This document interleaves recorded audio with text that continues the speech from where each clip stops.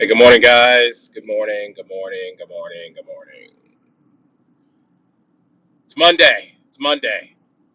I'm psyching myself up, getting myself together.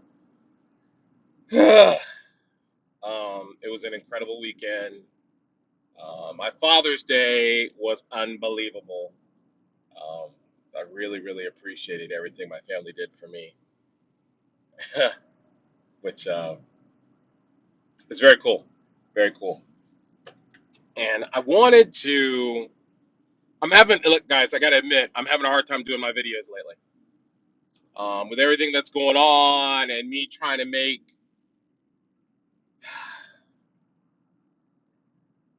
content that relates to what's going on in society right now is difficult for me because it is requiring me to not just stretch myself, but go places emotionally that I have subconsciously avoided most of my life. You know, so I was watching this video. I was watching this video the other day, and it was called "The Uncomfortable Truth," which I am encouraging anybody who relates to what I'm going to talk about in this message today to please look at this video. It's on Amazon Prime and it is free right now. And it was very powerful and moving for me. It's a little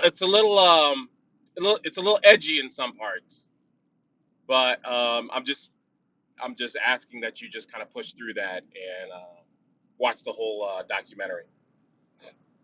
But what that did is it really made me think about some things within myself, and so I titled this message "A Test of the Heart." The content of what's in your heart, because right now in our nation we're going through a lot of stress, a lot of tension, a lot of uncomfortable change that's going on, and when we look at the content of our heart, it dictates our reaction to what's happening today. And so when we're faced with the coronavirus and the fear and the anxiety, the conspiracy theories in the government, and the riots over what's been happening with black people for for decades, for many, many, many, many decades, and when I look at that, I question things because let me veer off and tell a little story, okay?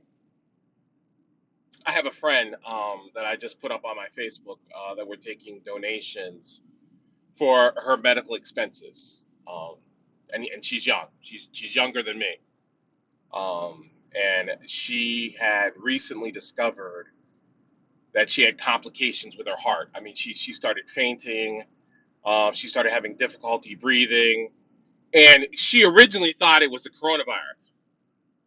Um, and when she went to the hospital and had the doctors check her out, they discovered that her heart was working at 30% and falling. And she's got two kids and a husband and a dog and lots of friends and family that she immediately became concerned about, and she was scared. I was scared, still scared. So I immediately wanted to start trying to do things to help, um, because she discovered that how does she function living with a heart that works at 30%. And so we're doing a campaign to raise money for her, uh, and she's on my Facebook page.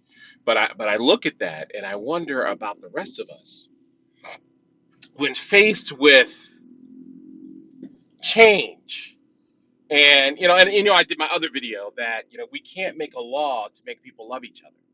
We can't make a law to create compassion. We can't create policies to erase racism. That has to come from the heart. And if our heart is only working at 30%, it's impossible to do. And so I was questioning some things because it seems like we find so many ways to justify staying the way we are and not learning anything new. We find so many ways to dig in with our own perceptions and attitudes than dig ourselves out of the mess that we've created. And I'm talking about all of us, not just white people, not just black people, but all people. We have created a mess, and we can't rely on these superficial fixes to heal this problem.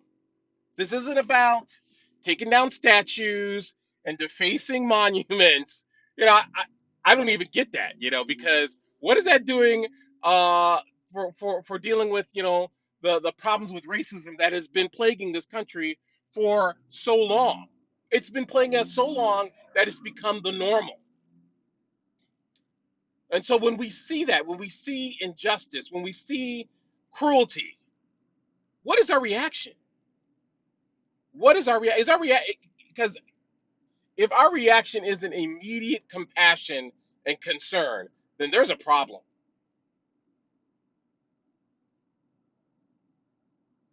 And I was thinking about, relatable examples, and because you guys know I'm a counselor. And so when I'm dealing with a woman or a man these days who has suffered from sexual assault, brutal violation of their body, and we know how badly that damages the psyche and the self-esteem and their perception the rest of their life. And we don't question, I mean, when we see somebody who's gone through that, do we question the fact of how long ago it happened and just say get over it? Or do we immediately react with compassion and concern and try to help them work through the problem, work through the trauma? Because that's what it is, it's trauma. And now we have a whole race that has suffered trauma from the past. And what's our reaction? What is our reaction? And here's the problem. If our heart is only working at 30%, then we don't have enough strength to go beyond our own.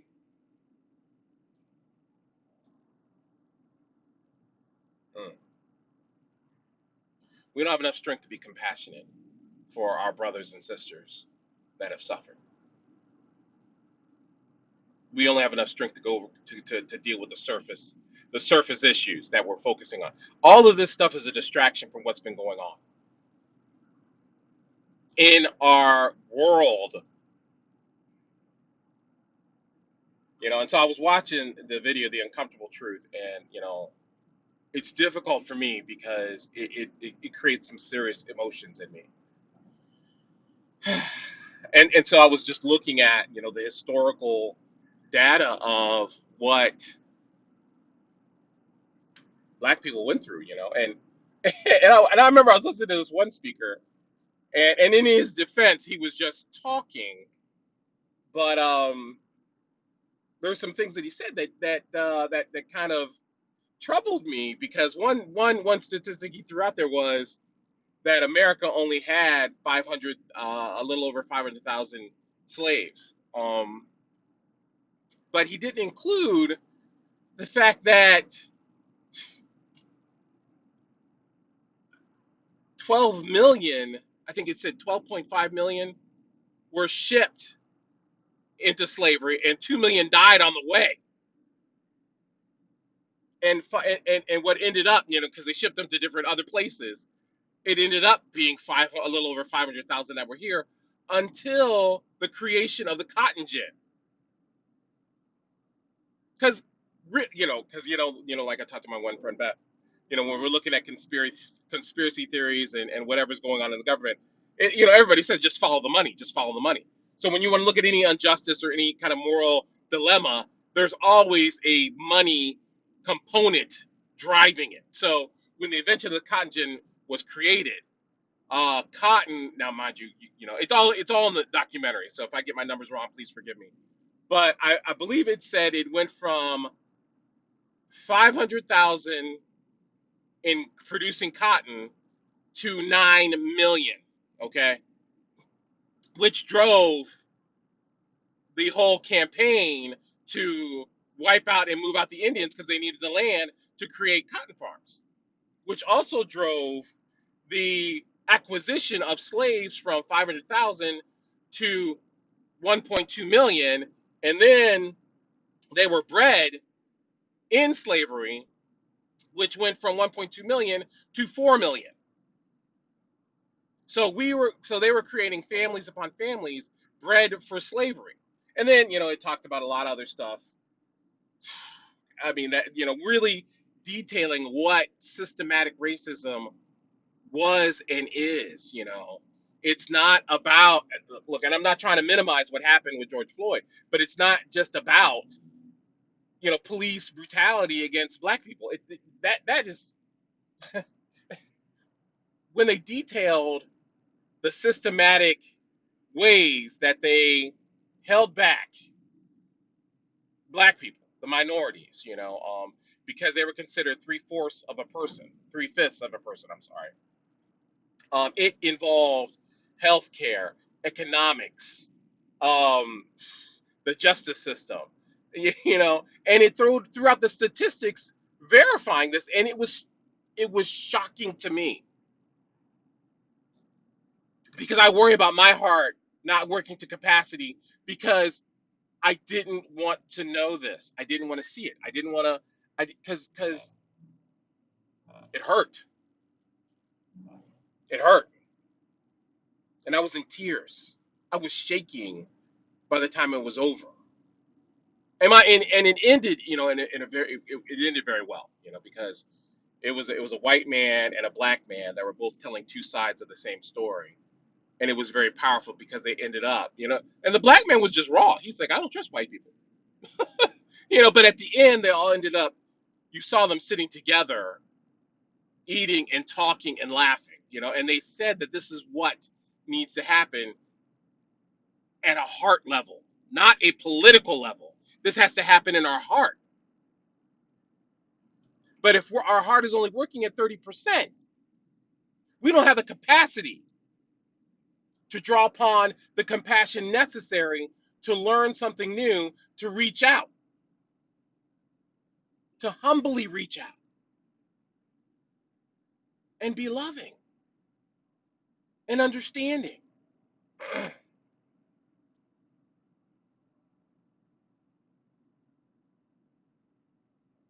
And like I said, this is not just on white people. This is on black people too. And what are we doing to bridge the gap, to rebuild the bridge that has been burned down years ago, and we've just settled for it. We've been living with the ashes of destruction of racism, and we've normalized it so much that there is resistance to seeing what's been happening the whole time.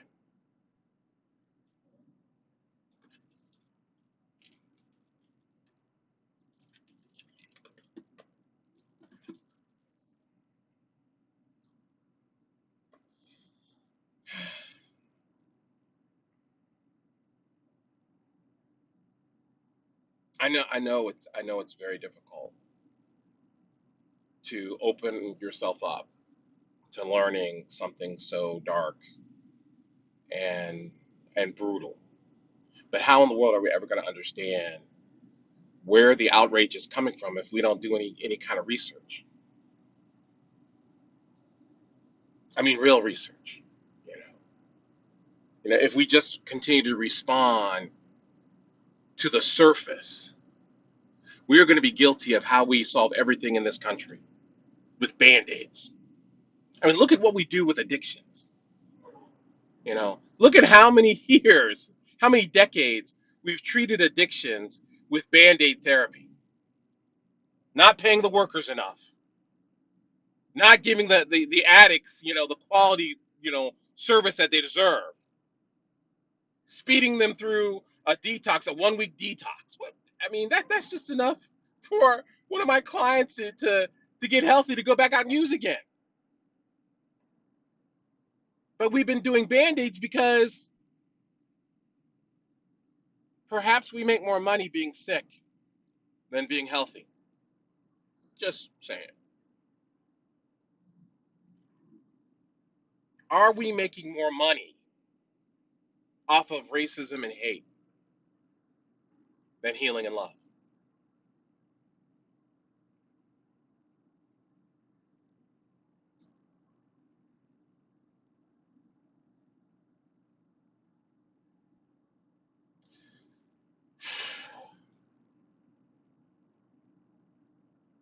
So I was, when I first thought about doing this video over the weekend, I was really, really contemplating, and I'm still kind of thinking about. I'm not sure how much longer I'm going to do these videos.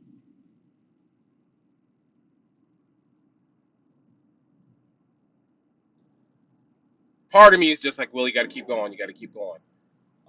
But it's costing me something every time I do it. It's costing me something in my heart, and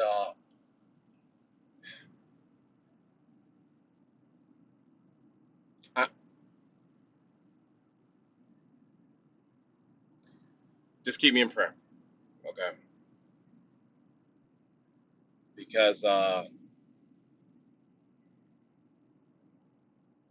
feel like me doing these videos is me fighting to breathe, um, and not for me to breathe, but for me to. I feel like I'm trying to do CPR on an audience, on a people that's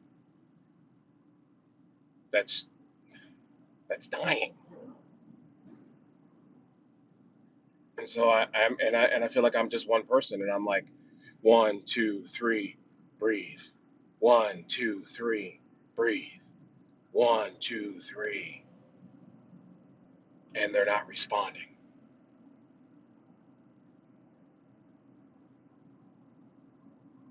But if my heart's only working at 30%, if my heart's only working at 30%, I don't have the capacity to keep doing it.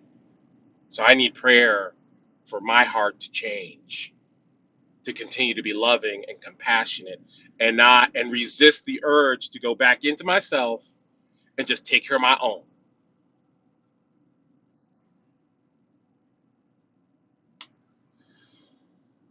So the video is on Amazon Prime. It's called The Uncomfortable Truth.